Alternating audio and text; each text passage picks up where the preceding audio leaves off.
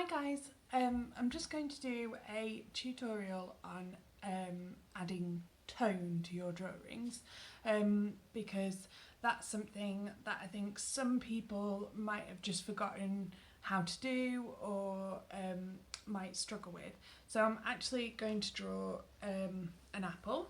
So I've chosen this one because he's a bit wonky and I quite like his little wonky personality. And I just want to show you how to do it because obviously this last challenge has been to do a fruit or vegetable. Thought I'd choose something that you've probably got all got lying around at home, but it actually applies to any sort of drawing that you're doing over the next few weeks, so it will apply to your next task as well. I'm going to do a video of your next task, but I'm probably going to add tone in a different way so that you can see the different applications. To do this today, I'm just going to be using pencil. So I've got a pencil and then I've got a sharpener and a rubber, which are really useful. And the other thing that I've got now, I'm quite lucky because obviously because I'm an art teacher, I've got sketchbooks lying around. So I've got a sketchbook. If you do not have a sketchbook, then use plain paper. That's my biggest thing, is use plain paper. Don't use lined paper.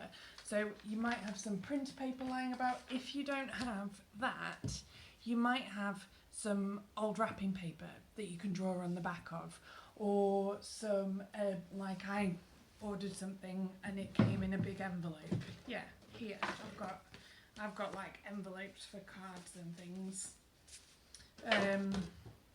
in here. So you could do that. You could draw on, if you've had a birthday recently, you could draw on the inside of a card. So just anything that you've got that's plain, because as soon as you start working on gridded paper or lined paper, it completely changes your drawing and it's really difficult to see what you're doing really well. Okay. So some of you guys I don't teach, some of you I've taught before and you know me. I am a painter, so obviously there's lots of different types of art. I don't draw very often because I don't really like it. I have to proper push myself to draw, and it's probably the most useful skill that we can learn.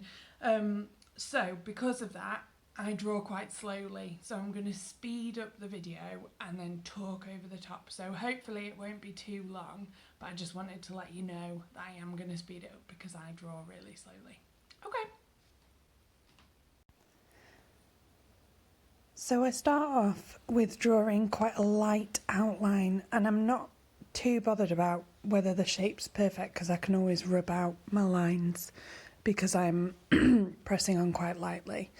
And what was really important to me was to get the curve of the apple. So if you can see, I've drawn curved lines, and that's to kind of make the person who's looking at it make their eye think that the shape is curved, even though it's on a flat surface. Then I started marking out where my lighter bits were. So on my apple, there's quite a few yellow bits, and so I marked out those. And then I start adding in the detail. Now, as soon as I start adding in the detail, you can see that even though I'm still holding my pencil quite far up, I'm holding it further down so that I've got more control. And I know I hold my pencil really weird. I hate watching myself on videos. But the further down you hold your pencil, the more control you've got. So when I'm doing more sketchy movements, I hold it further up the pencil. And when I'm doing the smaller details, I hold it at the bottom, further towards the bottom of the pencil, because it just means that you've got more control of your marks.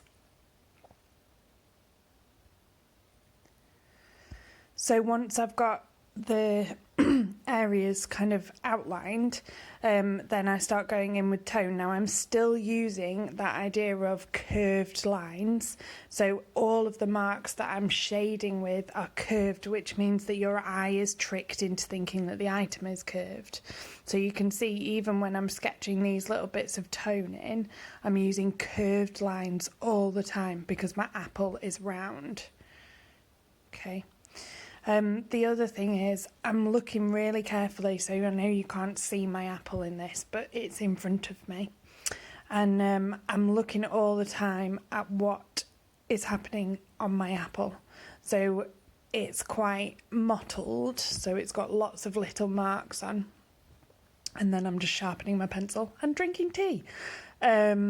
But it's got lots of marks on, and I'm trying to get those details in, so I'm putting a base colour of shade on, and sometimes I do it the other way around, but a base colour of shade or tone, and then I go back in with the details. Sometimes I do the details first and then shade over the top of those.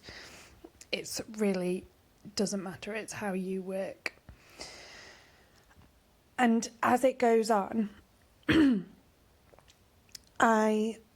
I'm putting in all the extra details, but you can see I'm working my way round the apple, and I'm sort of doing a base layer of tone and then do on the whole apple, and then going back and adding more details. So I keep working and layering up my things, layering up my tones.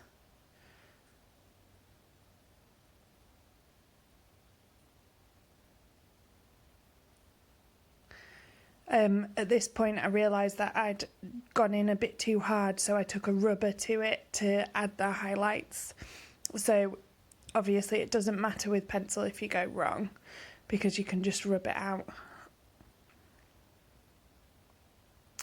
And then I wanted to add the shadow in, and the shadow on this apple is really weird, but I'll show you the picture afterwards. So it's kind of, because it's got lots of different light sources, because while I was doing this I had the telly on in the background, so the telly was putting some light on it, and then it's got light coming from lots of different windows as well, so it had a really bizarre shadow pattern.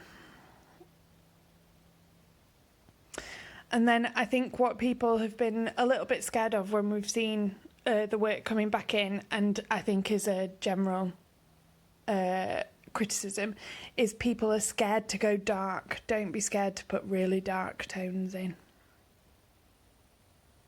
So I hope that was helpful, and if you are still a bit stuck, or you don't work in the same way as me, then a really good thing to do is go on YouTube and watch tutorials of other people. Fruit and vegetables are a really common thing for people to draw in still life, so if you want to look at YouTube tutorials, or if you think that you might want to draw in a different way, or maybe using a different medium, so looking at using something like charcoal or coloured pencil, then YouTube's a really good place to start. But I hope that was helpful for you to be able to see how someone would do it.